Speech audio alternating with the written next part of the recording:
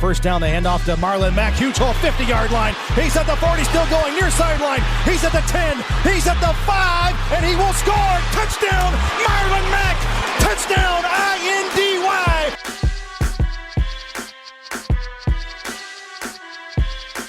And again, it's picked up. It's Darius Leonard. Leonard with his second INT, and he's streaking down the near sideline. He's at the 40. He's at the 30. He's at the 20. He's going to go. A pick six for the Maniac. Horseshoe is back, baby.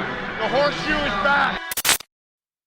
What is going on, Colts Nation? Welcome back to the Bring the Juice podcast. I'm your co-host, Derek Larger. Joining me, as always, is Cody Felger. Cody, how are you today?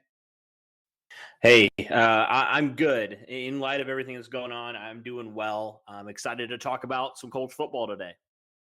All right, so let's hop into it, guys. So today, we had a little bit of we talked about the Colts draft series with Chris Ballard picks, and this is the last one that we're going to be talking about, where we're going to be ranking our top 10 best Chris Ballard draft picks and our top 5 worst Chris Ballard draft picks.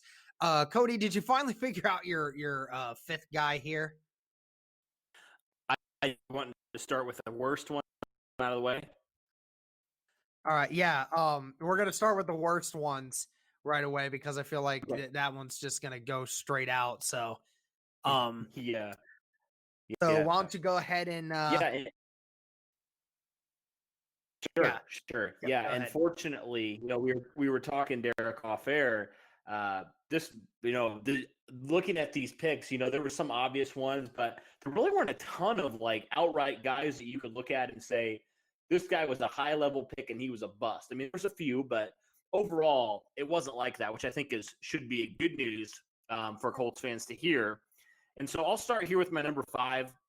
It was a guy that initially I didn't really think of as a bust, but the more I thought about it, the more that we talked a little bit before we started recording, I kind of saw what you were saying there. A guy that was really hyped up, even though he was taken in the 6th round, and that's Deon Cain, wide receiver from Clemson. He's a guy that was one of Deshaun Watson's favorite targets.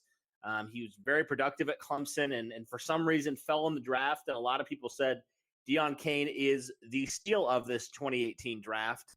And we thought, oh my goodness, if Chris Ballard can draft 2 All-Pros back-to-back, and he gets a guy like Deon Cain, who we think could potentially, be a number 1 receiver for the Colts, the sky's the limit. This could be arguably, it's already one of the greatest drafts. It could be the greatest draft, but unfortunately, things didn't happen with Deon Cain. He tore his ACL, obviously his rookie year.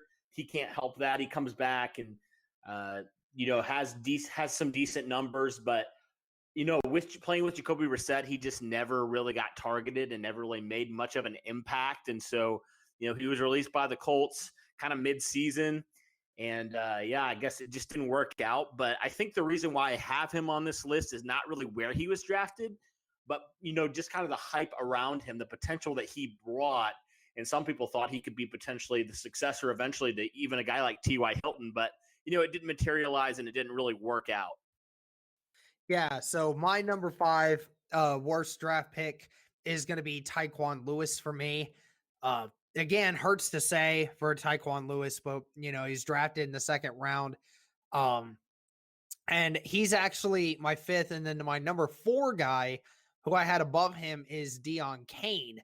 So I had Deon ahead of Tyquan because I had more I wouldn't say realistic. I would say higher expectations for Deon because of what he was able to bring, and because he was one of the bigger steals in the 20 in that draft. So I was like, man, that was really going to be a big one. But then Tyquan just, I didn't expect much out of Tyquan right away. So that's why. So that was my number 4. So who's number 4 for you, Cody?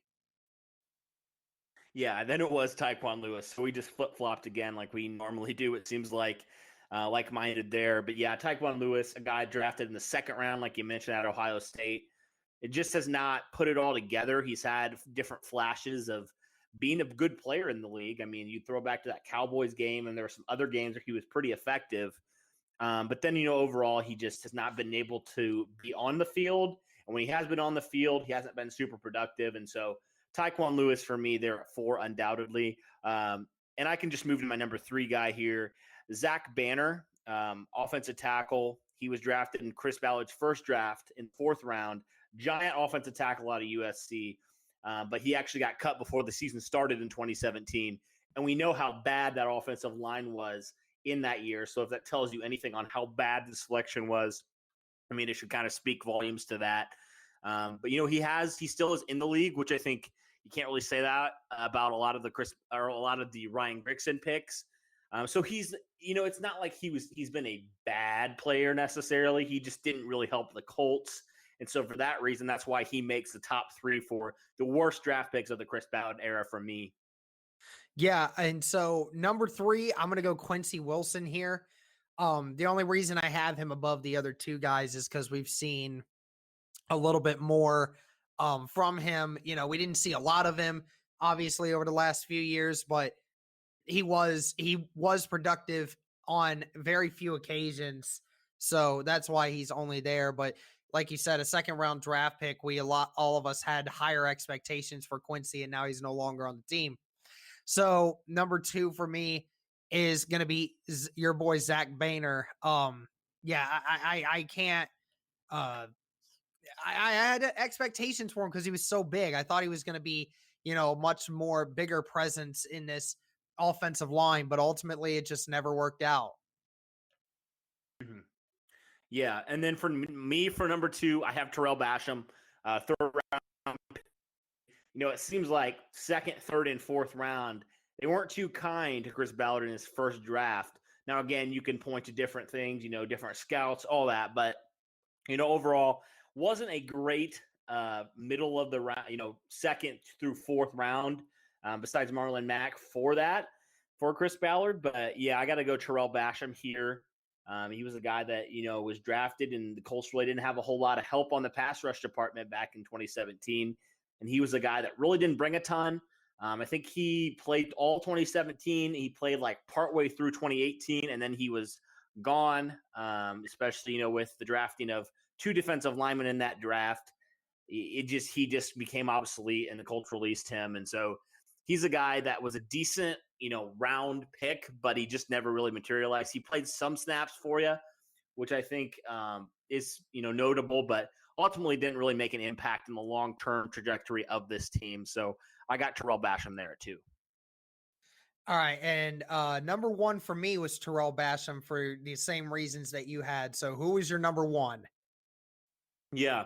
And a lot of times you'll notice kind of this trend, Derek, and kind of like, even when we move over to, the top 10, the best ones, it's kind of like where they were drafted versus how they performed.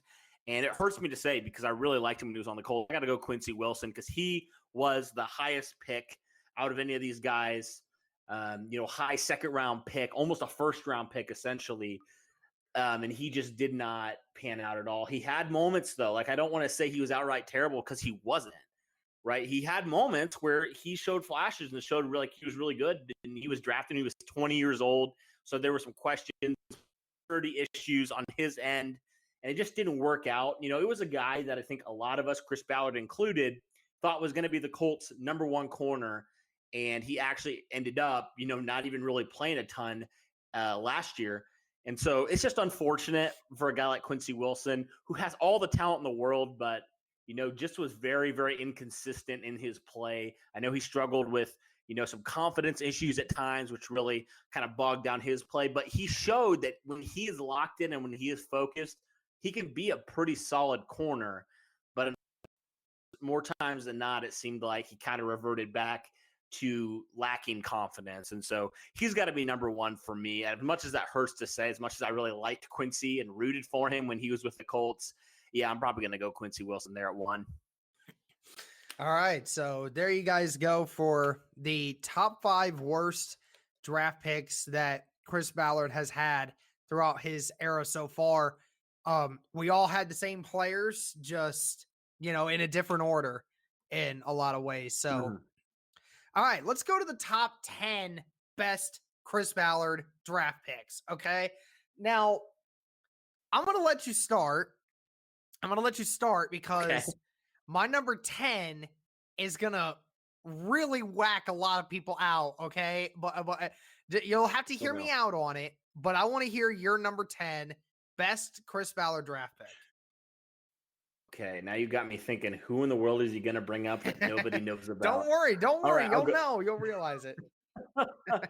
All right, I'll go 10 here. Grover Stewart makes 10 for me. I think he's been a solid player. I think he's really started to come on, last year. And I feel like his best football is ahead of him. But, the first couple of years, he didn't really do a whole lot. He was kind of behind some other defensive linemen.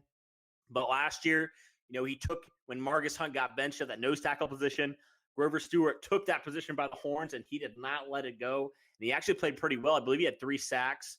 He was a very key cog in that defensive line. He's still a young guy, and he's a very good run defender. And I think he's just a nice rotational piece in the interior.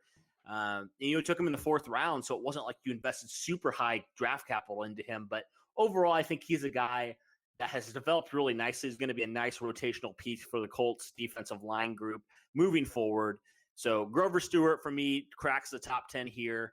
Who do you have here, Derek? I'm excited to hear your number 10. All right, I want you to guess who it is, and I'll give you a hint. It was in this year's draft class. Wait, what? Okay. I have this feeling it's going to be freaking like Michael Pittman or something, just because of the need for wide receiver. Not the obvious. Okay. Not the obvious. Oh, it's not the obvious. Oh gosh. Well, think back to the shocker pick, okay? For a lot of people. Yeah, okay. I got you. Go ahead. Yeah, number 10 for me is Jacob Eason. Okay? Now, wait, what? No. That's not what I was thinking. Let me explain. Okay? So, I'm going to go scream in the bathroom real fast. All right. Anyone that wants to like drive me crazy about this, just let me explain myself. So the reason I had Jacob Eason here is because, a lot of Colts fans were wanting Jacob Eason, right? We didn't necessarily think, he was going to be the quarterback to start the year, but we thought, a year or two down the line, Jacob Eason could be the guy, could be that. And, throughout the whole draft process, Jacob Eason was a second, maybe an early 3rd round kind of guy, but most were saying second. And Chris Ballard, in his amazing ways, found a way to get Jacob Eason at the 4th round of the 2020 draft, okay? That is why it was really cool for me, because in the position that the Colts needed the most help with, underlying health, because remember, the Colts don't have a quarterback under contract for past the 2020 season. So Jacob Eason will be the only one. So that's why it was pivotal to me that we addressed that in some way. And it was amazing that we got Jacob Eason at the spot that we did. It was a really good job on Ballard's part to get that and to be able to do that. And that's why Jacob Eason cracks my top 10, just because the kind of player you got at the position you got him, where you got him in the draft is why. So I think, is Cody's back yet? Back. All right. Cody's back. Okay. So you done throwing up because of my I think I've calmed down a little bit. You get mad at me. I should have put Malik Hooker at 5. I should have done it just to ruffle the feathers, man. I didn't do it though.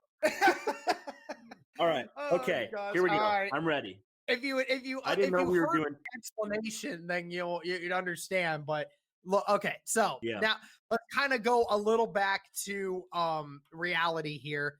Because now I can finally start getting into some players that I actually have seen play on the Colts. But number 9 for me is Nyheim Hines. Hines is my number 9 guy. Just, again, that utility back, right? He can do a multitude of things. He can be your special teams returner. Is a guy that can run the ball and come out of the backfield to make a catch. Just a very nice, agile, speed maker that just does everything, right? And that's why Naheem, he's only at number 9 because of the fact that we still have not seen the production that I believe he can reach. So I know I've been dogging a lot on Naheem Hines in this series, but again, folks, it's just only because of what I've seen so far. I feel like he can do so much more. That's why I have him so low. So Naheem Hines at number 9 for me. Cody, who's your 9th? Okay. All right. I'm going Rock Ya-Sin. I'm going Rock Ya-Sin for a few reasons.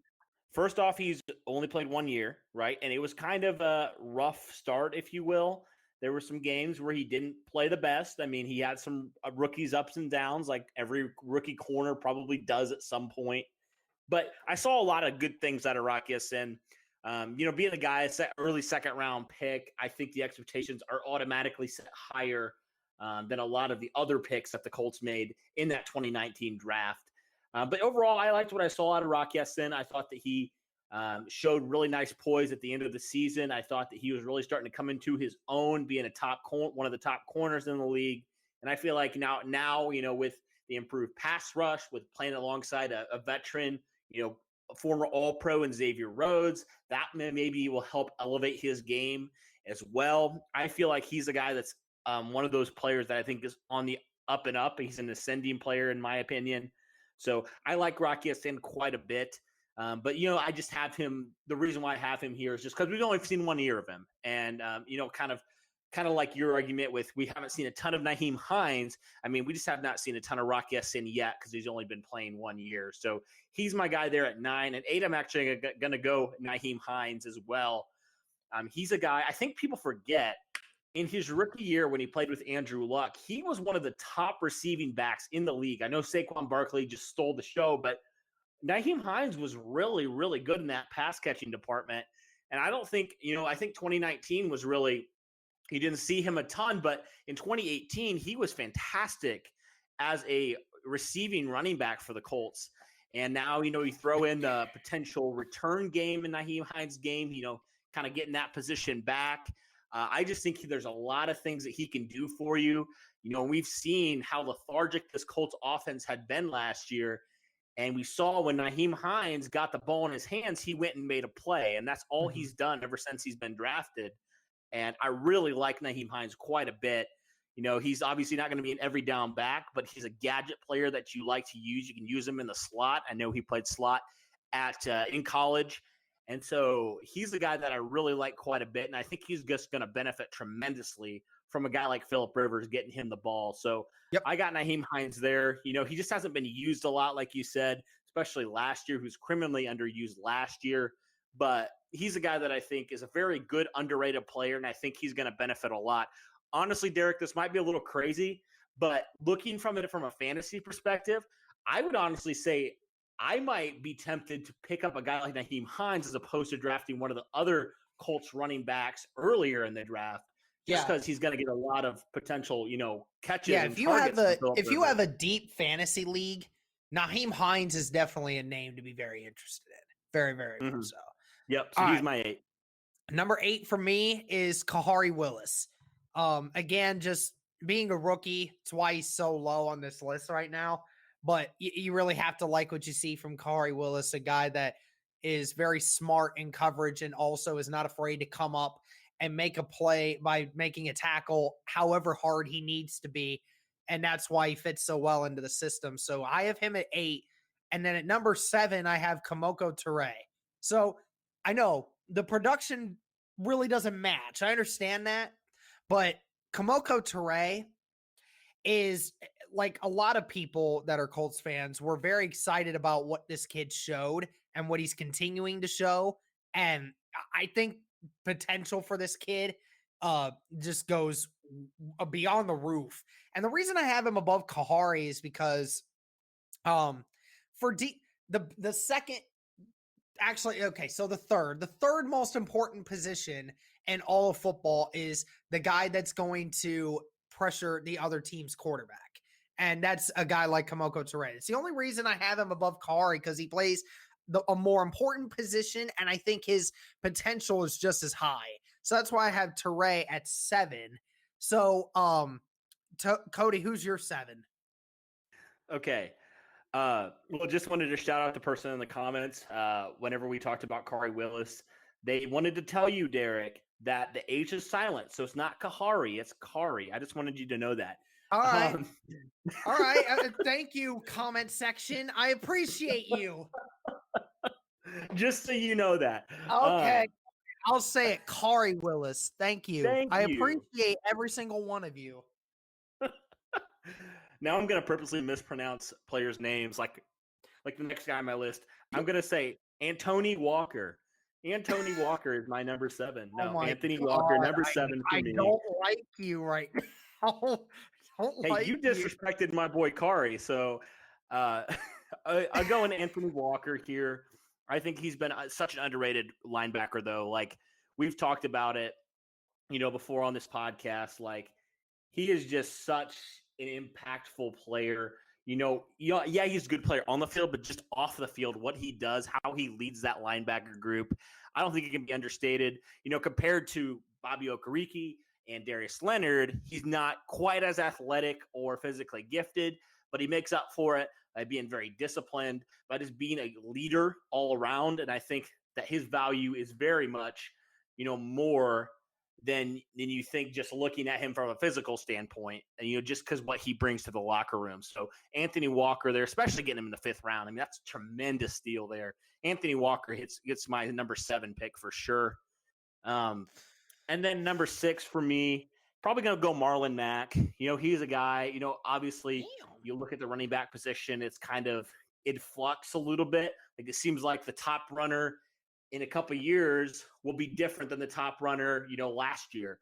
I don't even know who the top runner was last year, but, that guy will probably not be the top runner. Odds are, kind of from what we've seen, you think a guy like David Johnson, he was one of the best running backs a few years ago. And all of a sudden, the Texans think he's worth trading DeAndre Hopkins, but everybody else in the league says, no way.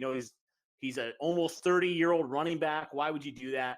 That's just kind of how the nature of the running back position is. But Marlon Mack's been super productive for the Colts, and I don't think that can be understated. 4th round pick, so you got kind of boomer bust type of potential there. You got Zach Banner, and I think Marlon Mack was on the other end of the spectrum. He was a very, very good find for the Colts there in the 4th round in 2017.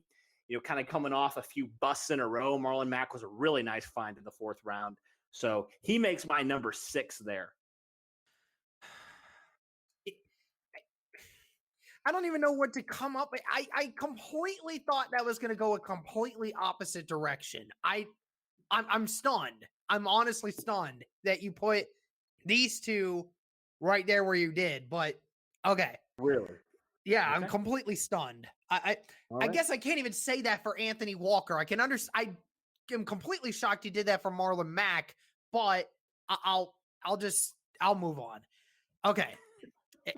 If y'all think number 7, if he's right at Anthony Walker, y'all are going to hate me after what I'm about to say here in a few minutes. But anyway, number 6 for me is Bobby Okereke. So, look, I'm not giving Bobby Okereke and Kahari Willis the nod over other guys who have been in this system now for over 2 years and have been very, very good. That just goes to show you how deep Chris Ballard has been with these draft picks. He's gotten a lot of them that are really good. So number 6 for me is Bobby Okereke. Obviously, Pat McAfee, when he called him, said future Hall of Famer. Well, Bobby Okereke definitely got off to a really good start. His rookie year was rated the best rookie linebacker by PFF that last season. So I mean, Bobby Okereke is definitely a good apple in the bunch here. He's got unlimited potential. He's a lot like Darius Leonard, very athletic, just a very instinctual guy. So I like Bobby Okereke at number 6. And then Marlon Mack will be my number 5. Marlon Mack will be my number 5. I mean, Marlon's been really good for us ever since he's been here, has just continuously helped this run game, and he has continuously gotten better throughout his seasons here with Indianapolis.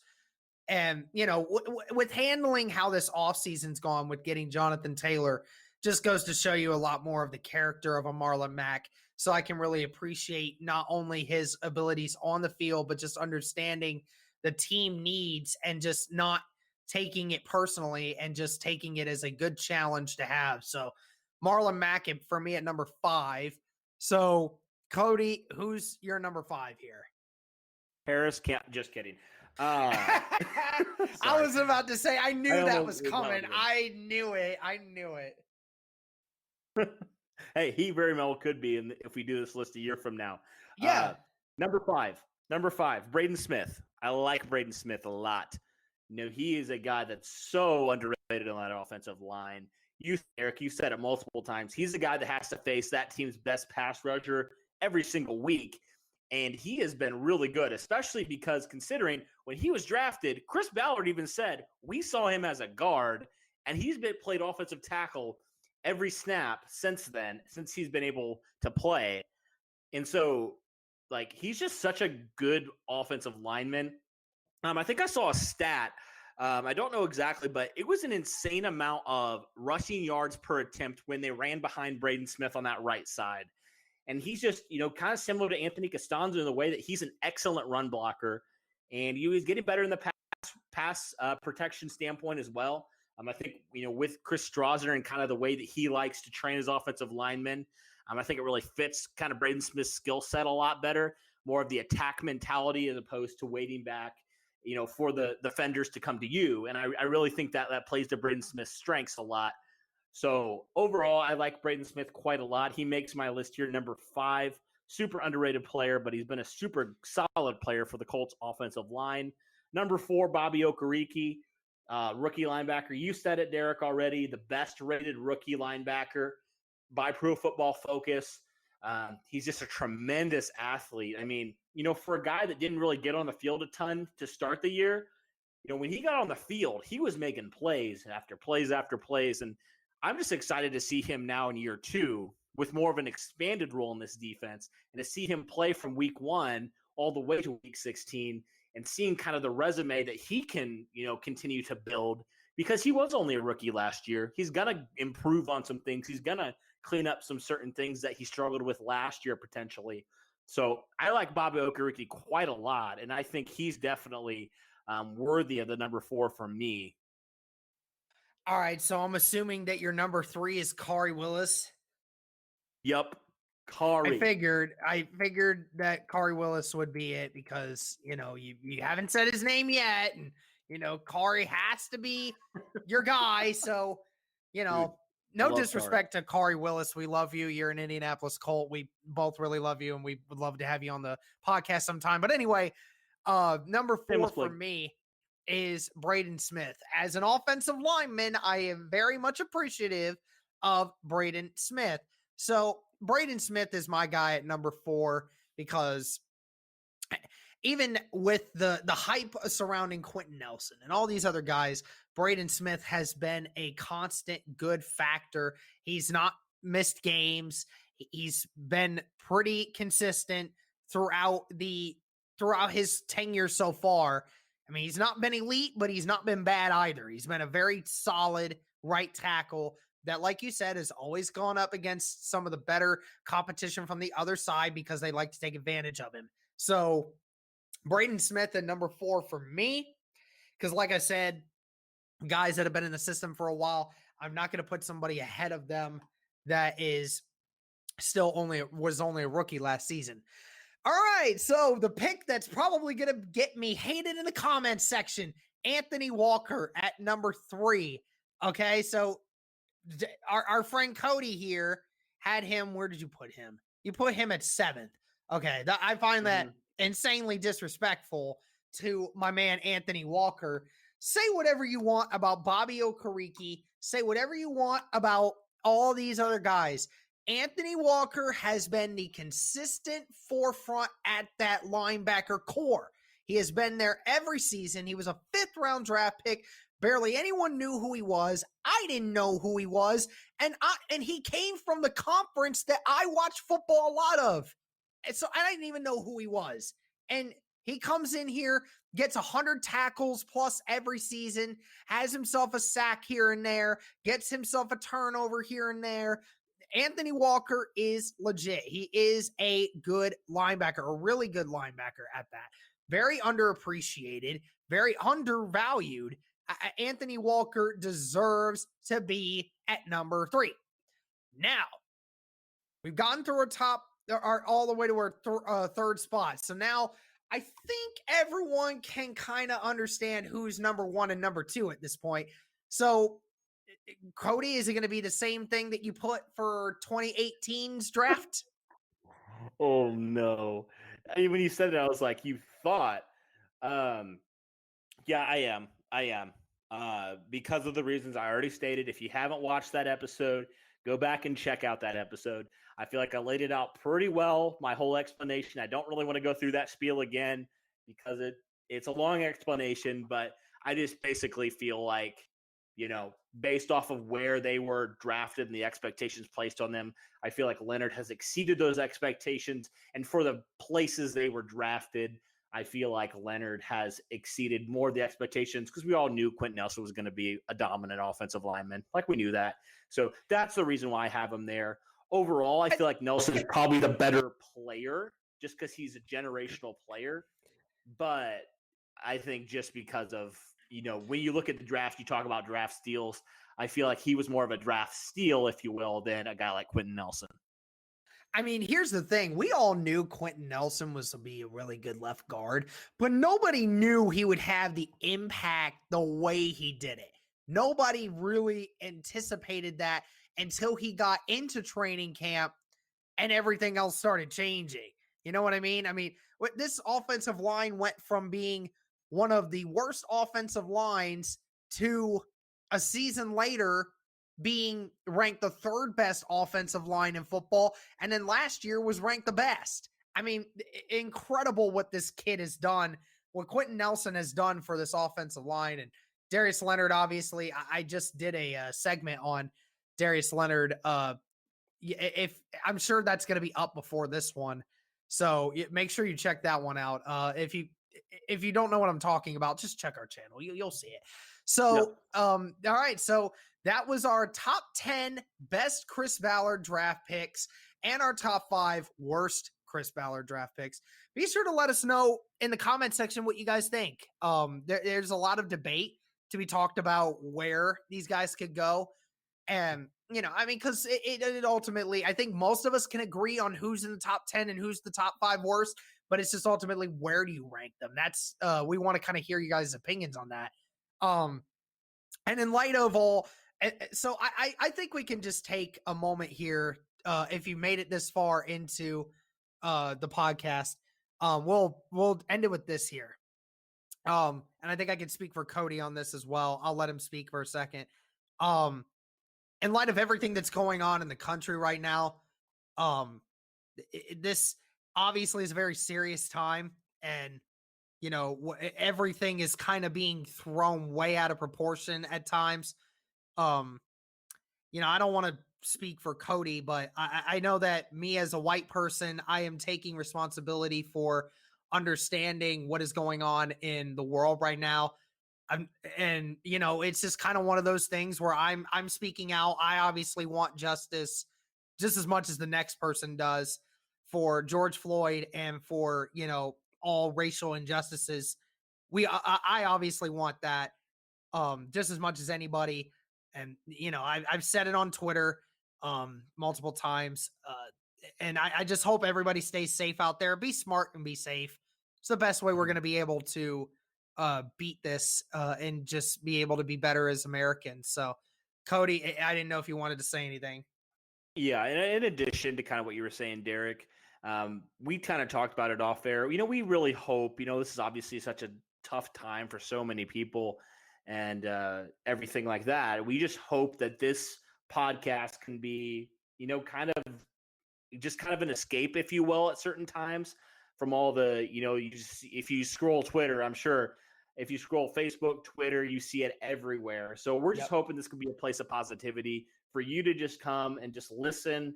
And, we're so thankful for all of our listeners, all the people who have been willing to support this channel throughout really over a year now. And we just want to say thank you for that. And we hope you all, like Derek said, stay safe during this time, and that we hopefully things can get a little bit back to normal, and everybody can be well and healthy, and football season can come along, and we can continue to talk about that. So that's all I really wanted to say. All right, sounds good, man. Thank you guys again so much. We hope you enjoyed. Thank you guys, Colts Nation, and as always, go Colts.